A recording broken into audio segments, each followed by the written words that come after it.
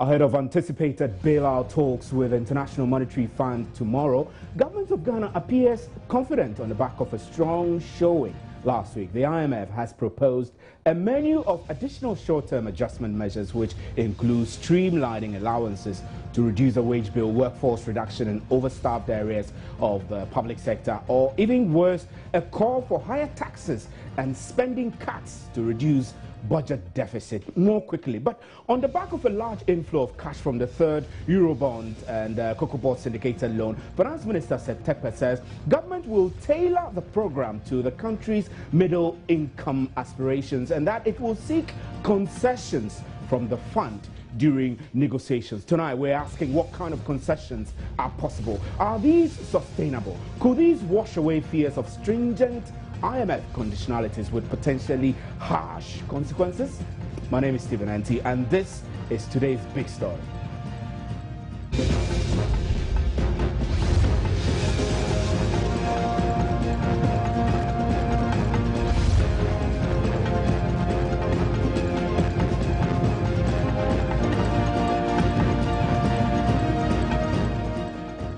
Government's attempt to raise $1 billion from the international capital market was oversubscribed last Thursday, with orders up to about $3 billion.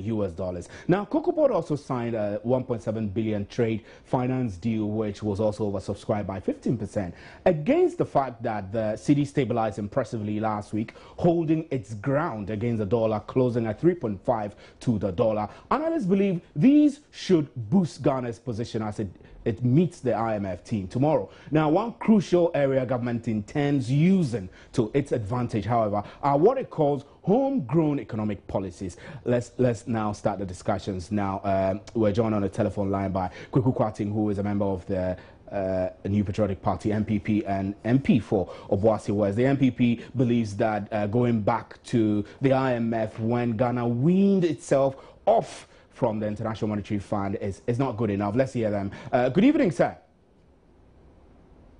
Good evening, sir. Kweku Kwating. Good evening, and good evening to your listeners. Now, I quickly want to know from you, I mean, seeing the fact that sometime last week, Ghana's third Eurobond clawed in some amount of money, and the Cocoa Board syndicated loans also brought in $1.7 billion. These are enough to cushion the economy and make Ghana's position as it goes into negotiation with the IMF a lot more better. Has the MPP changed its stance based on these performances? I could easily say impressive performances.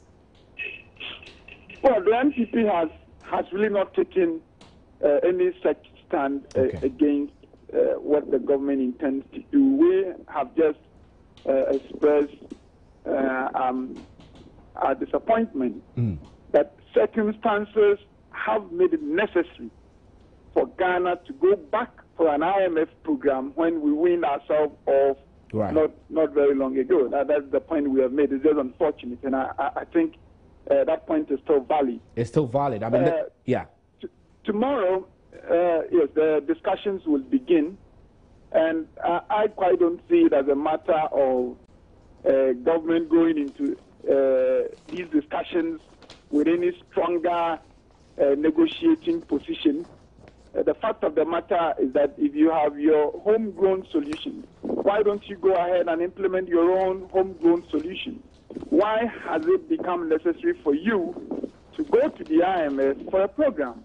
And so what the IMF would be doing in their discussions with Ghana is to find out exactly where things are and to tell Ghana the kind of conditions they would want us to meet so that they would give us the kind of assistance and bailout we need. That's what's going to happen tomorrow. So that we've been able to raise this money from the capital market. Mr. Kwating, I'll cut you short briefly. I mean, we've always been hearing, government has been telling us that this is not exactly a bailout, that is an assistance program package that it is having with the IMF. And for you to suggest that, for example, the $1 billion that came through the Eurobond, which amortization period is 2026, and the coupon rate is low, I mean 8.1% compared to what analysts believe could have been much more, and the fact that Cocoa Board brings on board some cash, these are enough cushions for us to go into that negotiation confident that we could get concessions. The finance minister calls them concessions. You don't think these are enough for us to make anything out of the negotiations? No, not at all. You see, we have to understand what the IMF is coming in to do and what we have gone to the IMF for. The IMF is an institution that looks at your balance of payment side of your economy. That is to say, they will come and look at our reserves. They will provide support to help hold the cedi. Right. Now, what they do is then to tell you, look, it is not sufficient for us to provide you support for your currency. You must also demonstrate that in the area of your income and expenditure, you are also going to manage things prudently. So that which we call conditionalities are things the fund would agree with Ghana to be done on the revenue expenditure side and on the other side of the economy, whilst the IMF helps us hold the cedi. So whether or not you have been able to raise money from the capital market, whether or not you're going to get some money from your cocoa syndication, would not affect the fact that there are things you would need to do on your fiscal side in order to complement whatever gains you make by getting an IMF support on your balance of payment side. So the summary of it is that in the end, we have gone to the IMF because we need their support. They are going to have a discussion with us tomorrow to tell us the kind of things they would want us to do in order that this support would happen. I just hope that in the end, those conditions will be conditions the government itself would be able to sell to Ghanaians. That for me is where the trust is.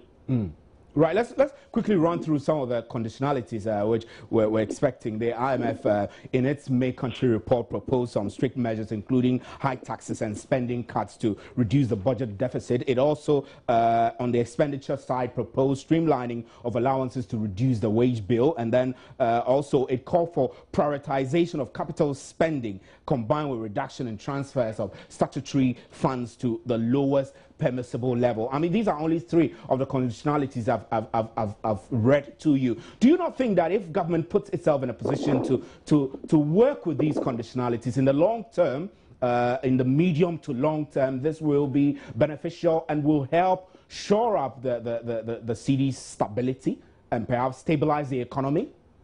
Of course, managing your expenditures and ensuring that you live within your means are things that every government would have to do in managing your economy. And so it is not as though I am not one of those who believe that doing that is wrong. The question is that, you see, if you were doing that independent of the IMF, you do it at your own pace, you can lose up things here, you can tighten up things here, and you do that at your own pace. Now, when you go to the IMF, then you have to do it at the pace and in the way the IMF considers allowed. I mean that IMF considers are helpful. So in the end, you'll be acting according to the pace of the IMF. So in the end, we do not know exactly what the content of that live within your means would be. But essentially, the IMF is coming to tell Ghana, we're going to help you hold your cedi. We want you to demonstrate how you're going to live within your means. Now, it is for government to say that, well, I am going to hold wages, well, I'm going to withdraw subsidies, and I'm going to do those things. Those discussions would happen during the visit, and I think we should just be patient and see what exactly they conclude on. But there is another development that I think would form part of the discussion. In recent times, the exchange rates that are being quoted on the Ghanaian currency market, namely in the banks, in the forex bureaus, are much, much higher than the exchange rate the Bank of Ghana has been reporting on its website.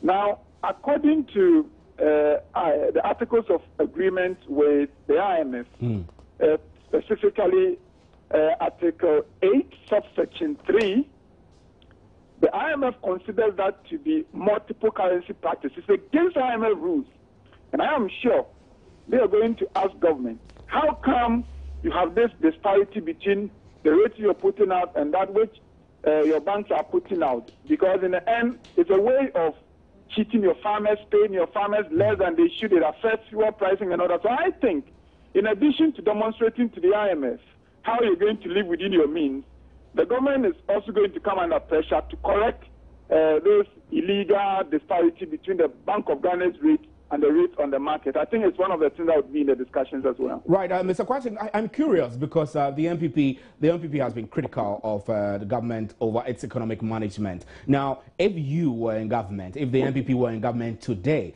faced with the challenge of a surge in inflation and a depreciating currency with poor performance, what would have been your solution? Because so far, what I've seen the government do is to do everything possible to inject capital, which it has done by going to the Eurobond market, international market, and then by the cocoa bond syndication, which brought huge cash into the system. We cannot ignore that this is relevant. What would you have done different to help the country recover? Yeah, what we would have done different, and what I think eventually government would have to do, whether it likes it or not, is carrying out those reforms that would help us to live within our means more easily. That is to say, if you say your private sector wage bill is big, you must demonstrate those reforms that would cut your wage bill. Is it that you're going to right-size your staff? Is it? You must demonstrate those ones. Now, what the NPP would do, and I'm confident we're going to get power, is to demonstrate clearly that certain practices are unhelpful. And I'll say just one of them. If you go to our MDAs, the state agencies, subvented agencies, some of them can live without government subvention. It has been a consensus for more than 2 years now that we need to win those ones off the public sector wage bill and allow those agencies to pay their own wages.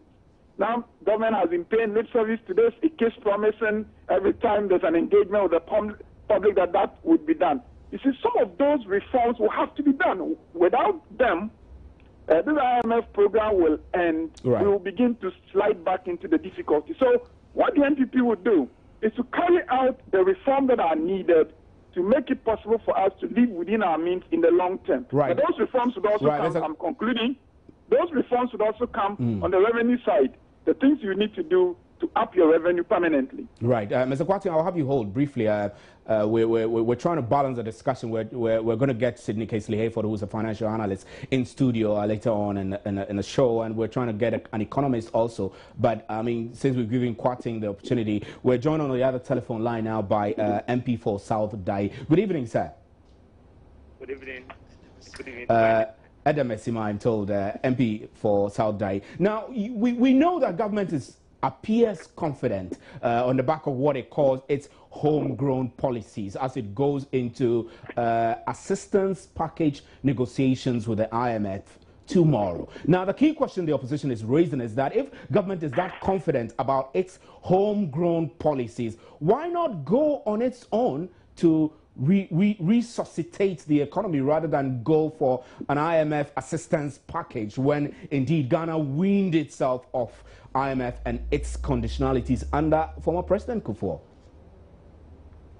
Thank you very much. I think if you listen to my colleague from the other side of the divide, what he says is just talking about the homegrown policy.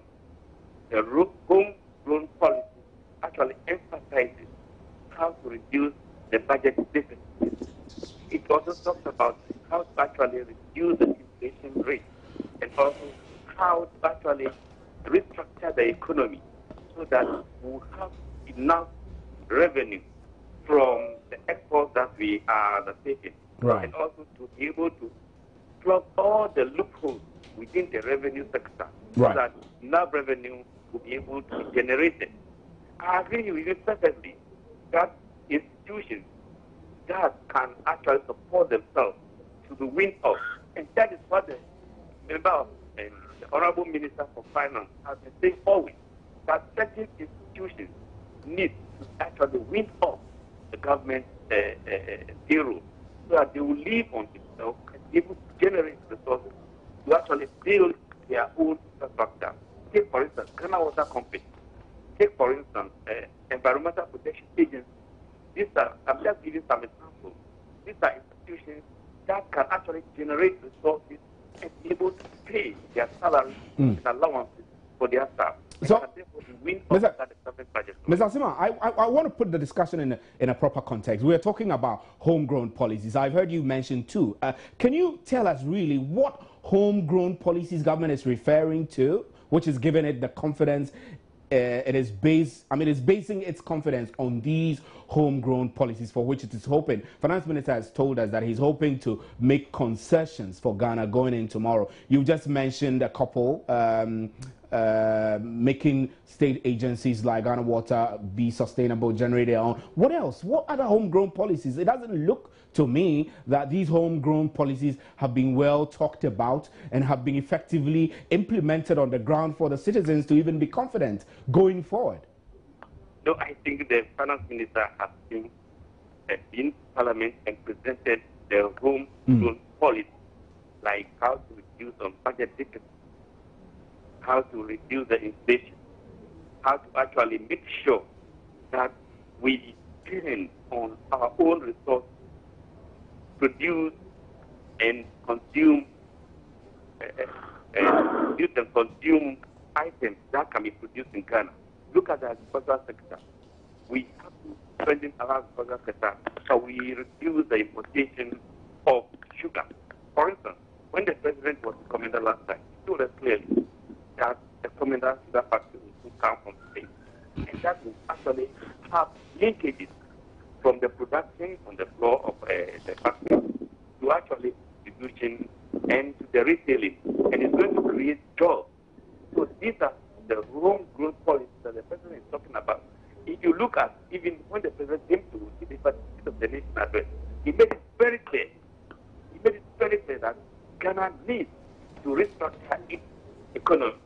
And that is the restructuring that we must depend on our own resources. Right. We must actually, if you look at the Western enclave, the gas enclave, the production of gas, and for that matter, the electricity production, which will actually foster the strengthen and enhance the industrial activities in the country, and for that matter, cut down on the importation of crude oil. These are the policies that they are talking about. If you listen to the IMF chief executive the other time, she was saying that the IMF is not coming out with any conditionality. But rather will use the homegrown policies of the country to actually enhance its development. Right. And I think I believe strongly that what is going to start tomorrow, where the discussion will be taking place, I believe strongly that Ghana has already started its policies, homegrown policies, which we only need the IMF to give it that support to actually give the people who external domestic investors the confidence. And once the confidence is built in the economy, you can see that the city will begin to stabilize and will begin to actually appreciate. And we can also see that as the inflation begins to drop, the result of actually taking policies which will enhance the domestic consumption of locally produced food. If you listen to even the local government minister, he was making a very clear point. Right. Mr. Asima, you've made your point clearly. I need to get a quick reaction from Kweku Kwarteng, and then I'll hit the other telephone line and try and get some economists as we wait for Sidney Casely-Hayford to join us in the studio to wrap. Now, Mr. Kwarteng, I am just jumping off from the back of what Mr. Asima just said about the different homegrown policies. I mean, we've heard all of these being said. I mean, Finance Minister has gone to Parliament to spell out all of these. Now, they call them homegrown policies. What we know, fact on the ground, is that figures from the forex market last week indicated that over the past week, the cedi gained up to about 6% against the US dollar, and its value is expected to surge as the IMF discussions will help the economy to to rise. I mean, to accelerate or restore stability. I'm concerned about what we are getting moving forward. I mean, we've heard the criticism, we've heard what government should have done and what government didn't do, but the facts we have on the ground suggest that the city did extremely well last week, and on the back of this, we are hoping that the discussions with the IMF will now help the city surge forward more and accelerate Ghana's journey to restore economic stability. Are these not impressive for you, where you stand? Well, any sign that the city is no more, the value of the city is not falling as fast as it did recently, any sign of that is welcome. But let's face it, what we're looking for is a long-term stability of the city, which will only come if we boost our exports and we reduce relatively our imports. And so let's not pretend that this kind of 1 week, 2 weeks drop is what we're looking for. Yeah, a good sign. Nobody is comfortable when on a daily basis your city is falling.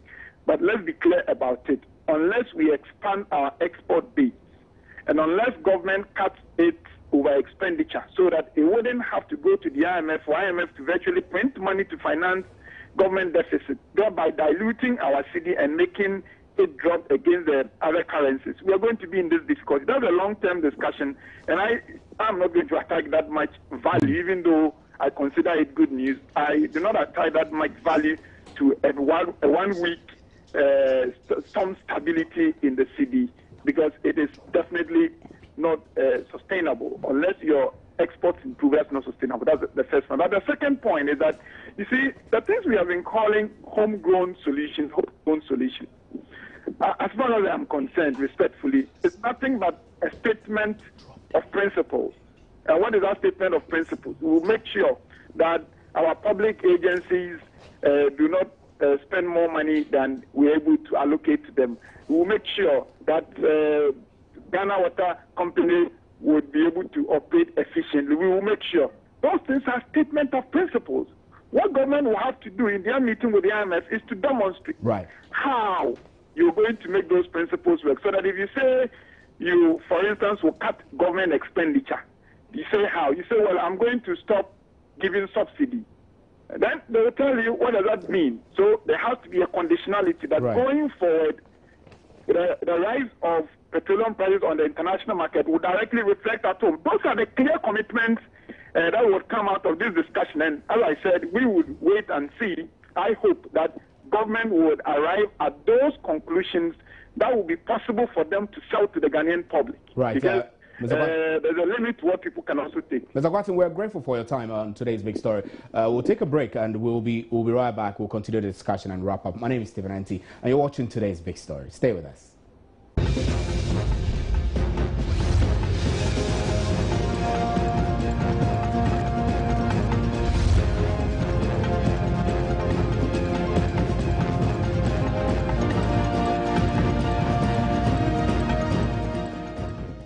Well, we're joined on the telephone line now by Gilbert Ibrahim, who is an economist. Good evening, sir, and thanks for joining us. Hello, good evening, sir, and thanks for joining us, Gilbert Ibrahim. Yeah, good evening, boss.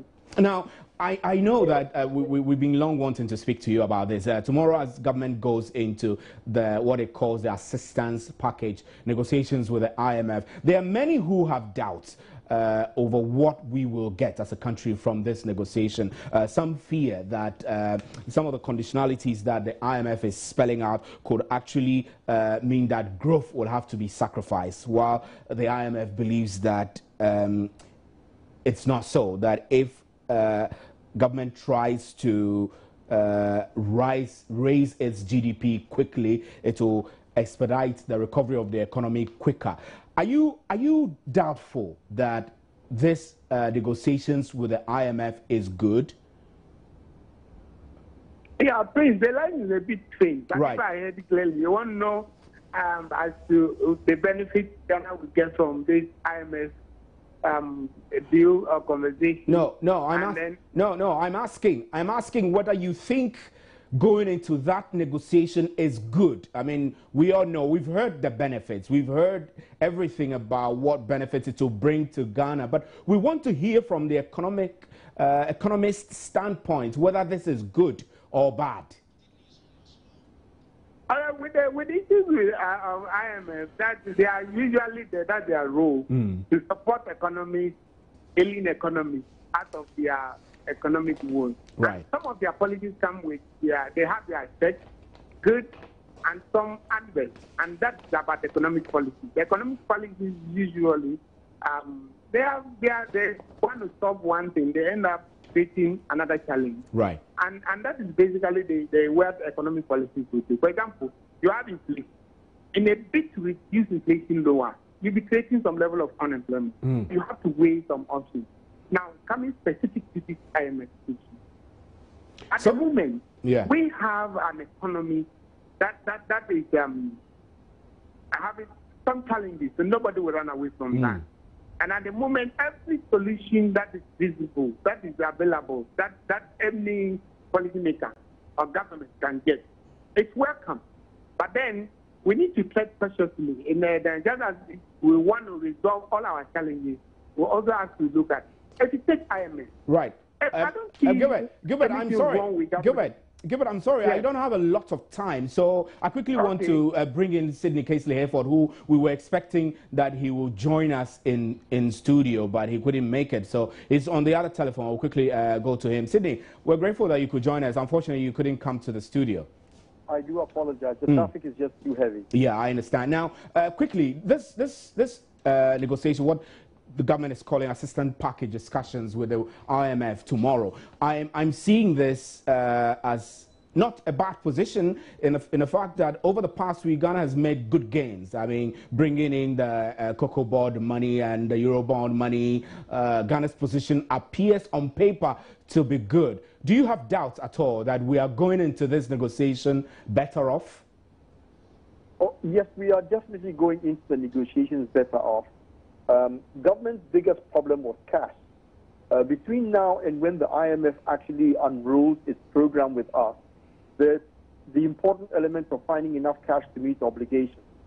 So this $1 billion is going to come in very, very useful in order for us to be able to survive and at least get some sense of hope and expectancy in the near future. Right. So, Cindy, what concessions can this win us in the negotiation? Because Setekpa is confident that Ghana will make some concessions of the negotiations, from the negotiations. Well, the minute you start saying concessions, it means that we are actually in a fight going to ask for something that we don't probably expect to get. The thing is, the homegrown solutions that government has been pushing, it has been running it past the IMF already. The IMF is very much aware of what government is coming to ask for. And nothing at all. The one biggest thing that the IMF is saying is that we should control the subsidies, look at the state-owned enterprises, and then accelerate our revenue collection because that's where our challenges are. Now, this is what we are going to go and do. So nobody's going to impose anything on us. We are going to give them our program, and they will tell us where they can help, and they will advise on where they don't think we have the right direction. So I don't want to look at negotiating for a position for the country. It just simply has to be a very focused view of government and where it wants to reposition itself as far as this tumbling economy is concerned. Right, Sidney, I'm sorry, we would have to end it there and quickly go to Gilbert. Gilbert Ibrahim, I'm afraid we don't have a lot of time, but I wanted a yes or no from you. Going into the IMF, is this good? Yeah, I mean, on the face value, like the line is quite thin. I have to here, but it is okay. It is okay. At the moment, what we need to present what we want to do. Then, based on the advice, we'll look at how we put it in to increase the gains that we are achieving already from some of the efforts of government. That is stabilizing the economy to a level. Right. So you are saying it's good. Sorry, I'm sorry. You're speaking and I'm speaking. Carry on, sir. Yeah, that facility and that meeting will present what we have done so far to gain this minimal stability. Then what we intend to do to deepen the stability and to promote growth and development. Right. And definitely, they are partners in development, and they will not come to erode these gains we have made away. Right. So this meeting is crucial, and it's important that you put it there. You entrench and stabilize the general stability, you entrench the general stability, and then you project into the future to come with some growth. So right. It's one, but it depends on the kind of agreement that will come out of it. I'm hopeful But also depends on the kind of argument. Right, if you want to go into it and come out to stabilize and deepen the stability and then promote the growth. Right, Gilbert, I'm grateful, Gilbert. This is all time will allow us. My name is Stephen Enti. We'll be right back with an interactive segment. Stay with us.